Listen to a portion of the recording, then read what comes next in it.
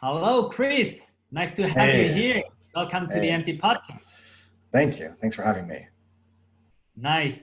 Can you quickly introduce yourself to our audience, please? Yeah, so my name is Chris Messina. I am best known as the inventor of the hashtag, but I've been a long-time product designer here in Silicon Valley.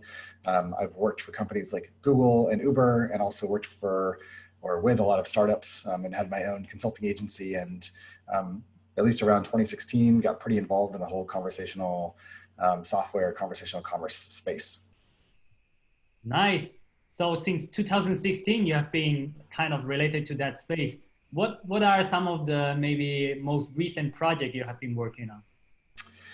I would say so.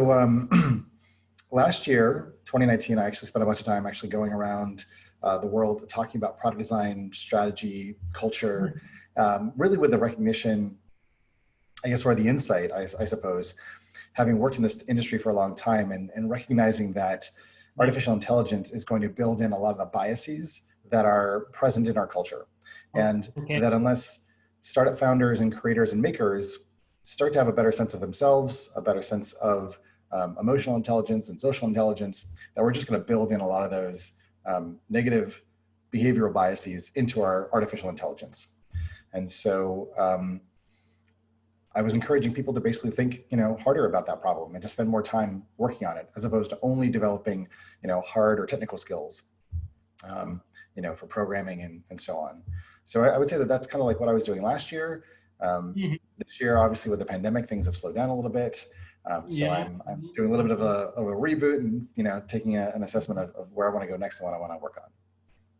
Interesting. Because speaking about the pandemic, what are the impact you see COVID-19 is having in the conversational AI space?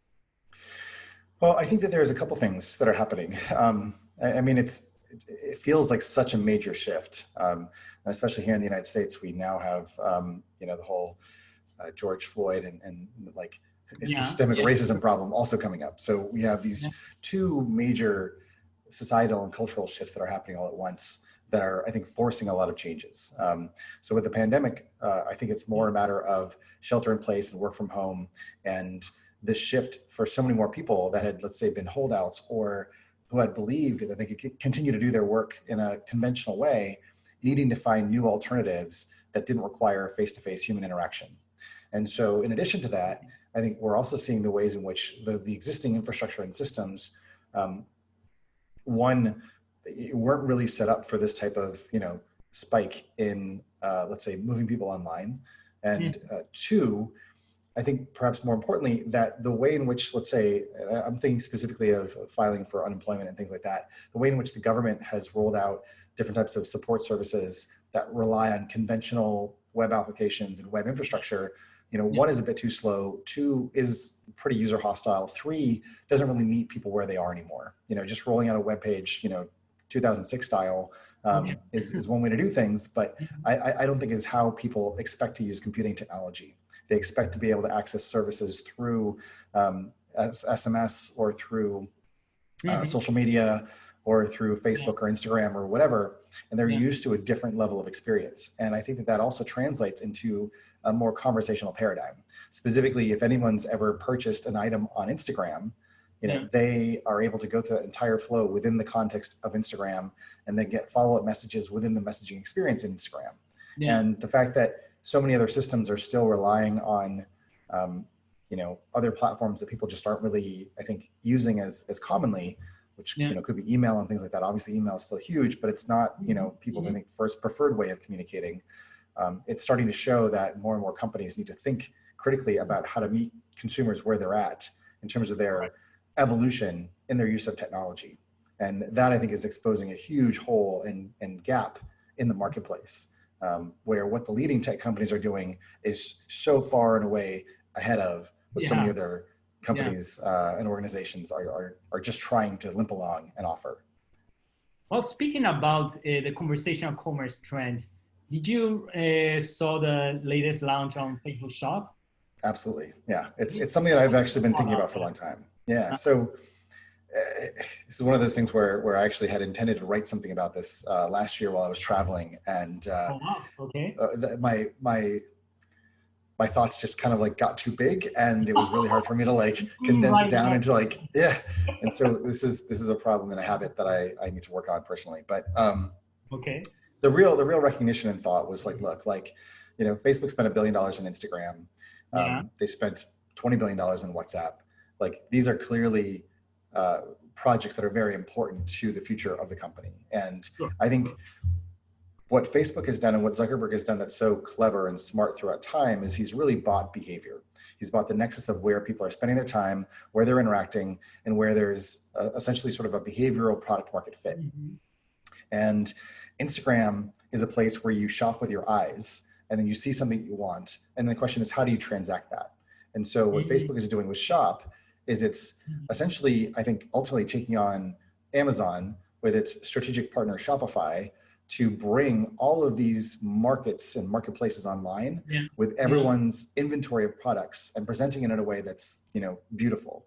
And that brings Instagram's sense of, craft and taste into that context. Now, that's a very visual medium. And so it's a great sort of shopping environment, and it's great for fashion and for influencers. And, you just see how fast they're moving to support small businesses. On the flip side, you think about like WhatsApp. It's not a very visual medium. It's much more text-based. It is a more global audience where connectivity varies widely. So you can't always rely on people having, the best or most amount of bandwidth. And so that sort of allows them to scale to other parts of the world that maybe aren't ready or able to participate in that visual conversational economy yet. So what I think is happening is that as Facebook, Messenger, and WhatsApp and Instagram all unify their direct messaging platforms, you're going to see a lot more commercial activity happen in those contexts, specifically through the use of Facebook Pay.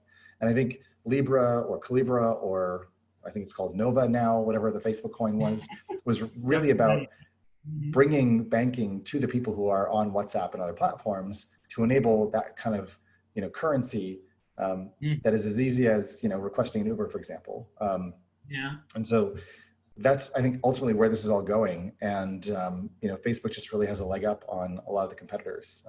Amazon, of course, is doing a lot of really interesting things when it comes to logistics and actually like the atoms, of the system. But Facebook, I think, is doing a really good job to define the future of commerce from a digital or bits perspective.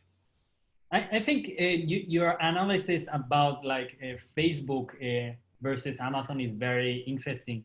I always think Facebook has the good advantage about covering the discovery stage of the transaction, right? Or of the customer journey.